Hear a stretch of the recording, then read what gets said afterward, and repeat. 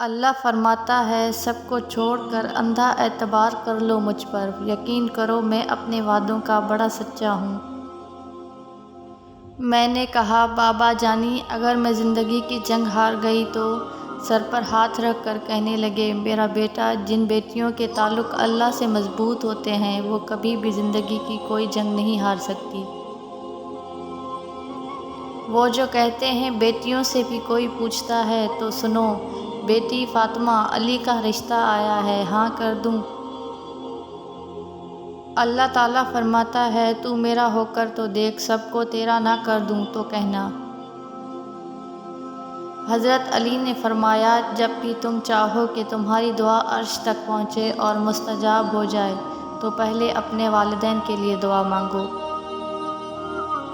ہر کامیاب مرد اور عورت کے پیچھے ایک بوڑھے ضعیف ماں باپ کی قیمتی جوانی ہوتی ہے۔ اللہ سے رو کر مانگنا، جو تم مانگتے ہو اللہ سے رو کر تڑپ کر دیکھنا، ایک دن حقیقت میں تمہارے سامنے آئے گا انشاءاللہ۔ حضرت علی نے فرمایا، زیادہ سوچنا انسان کو ختم کر دیتا ہے، بس دعا کرو اور اللہ پر چھوڑ دو۔ بے شک اللہ صبر کرنے والوں کے ساتھ ہے۔ قرآن کہتا ہے، پھر وہ تمہاری من پسند چیز تم تک لائے گا مقررہ وقت پر اور تم حیران ہو جاؤ گے۔ توڑنے والے ہزار بیٹھے ہیں، جوڑنے والا صرف اللہ ہے۔ بیوی جب اپنے مسائل شوہر کو بتاتی ہے تو اس کا مطلب یہ نہیں ہوتا کہ وہ شکایت کر رہی ہے، بلکہ وہ آپ پر اعتماد کرتی ہے۔ اپنی بیوی کو راضی اور خوش رکھو، کیونکہ قیامت کے دن وہ تمہارے حق میں گواہی دے گی۔ بیوی کی خوشیوں اور خواہشوں کا خیال رکھنا شوہر کی ذمہ داری ہے، کیونکہ وہ آپ کے علاوہ کسی سے نہیں کہہ سکتی۔ شوہر کا پیار، وقت، توجہ ہی بیوی کے لیے سب سے بہترین تحفہ ہے۔ باپ کے بعد شوہر اللہ کی جانب سے عورت کے لیے چنا گیا مضبوط ترین سہارا ہے۔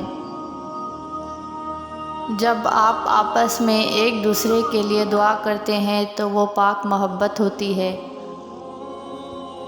جب بیٹی پسند کی شادی کا کہے تو اسے بے حیا اور برا نہ کہو، پسند کی شادی بیٹیوں کا حق ہے اور ہمارے نبی صلی اللہ علیہ وسلم کی سنت بھی۔ حضور صلی اللہ علیہ وسلم نے ارشاد فرمایا، جو شخص جوانی میں نکاح کر لیتا ہے تو شیطان چیخ اٹھتا ہے، ہائے افسوس، اس نے مجھ سے اپنا دین بچا لیا۔ نکاح سے پہلے بچوں کی مرضی ضرور پوچھا کریں، آپ نبی کے امتی ہیں، زمانہ جاہلیت کے کافر نہیں۔ عورت کے جنازے میں گھر کے افراد کہتے ہیں، میت کا منہ ڈھانپ دیں، غیر محرم نہ دیکھیں۔ اللہ کی قسم، زندہ کے لیے بھی یہی حکم ہے۔ ایک وفادار مرد کبھی بھی عورت کو ملنے کا نہیں کہے گا، چاہے وہ پبلک پلیس پر ہی ہو۔ وہ ان الفاظوں میں بات مکمل کر دے گا کہ مجھے آپ کی عزت زیادہ عزیز ہے۔ عورت کی بربادی کا وقت تب شروع ہوتا ہے جب اسے مختلف مردوں سے اپنی تعریف سننے کی عادت پڑ جائے۔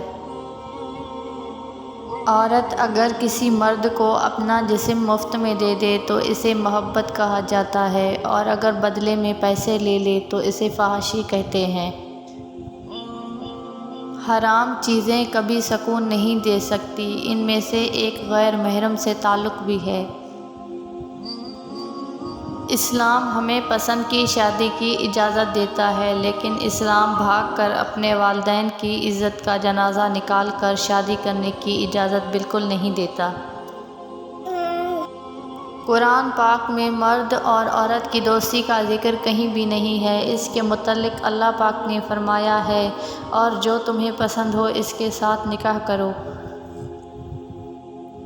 اور تمہارے چاہنے سے کچھ نہیں ہوتا جب تک اللہ نہ چاہے۔